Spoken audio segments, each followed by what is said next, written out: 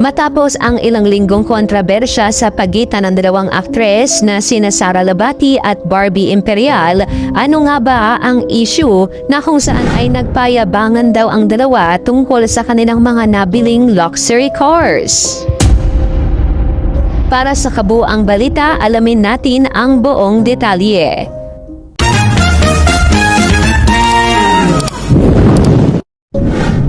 Uminit ang talakayan sa social media matapos mag-post ang dalawang aktres ng kanilang mamahaling sasakyan. Dahilan para akusahan ng ilang netizen si Barbie Imperial na nakikipagpaligsahan o nanggagaya sa ex-wife ng kanyang kasalukuyang nobyo na si Richard Gutierrez na si Sara Labati. Nagsimula ang lahat ng i-flex ni Sara ang kanyang bagong luxury car na agad namang hinangaan ng marami. Pagkalipas ng ilang araw, nag-share din si Barbie ng larawan kasama ang kanyang puting Toyota Land Cruiser na may caption na "Big Toy for a Small Girl" na naging mitya para bansagan siyang for the gaya ng mga intrigador. Hindi naman ito pinalampas ni Barbie at agad niyang sinagot ang mga basher sa comment section upang linawin ang issue.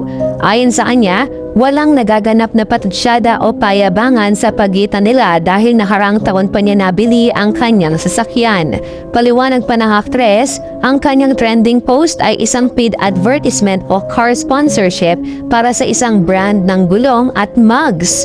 At matagal na itong naka-schedule na i-upload kaya nagkataon lamang ang timing sa naging post ni Sara.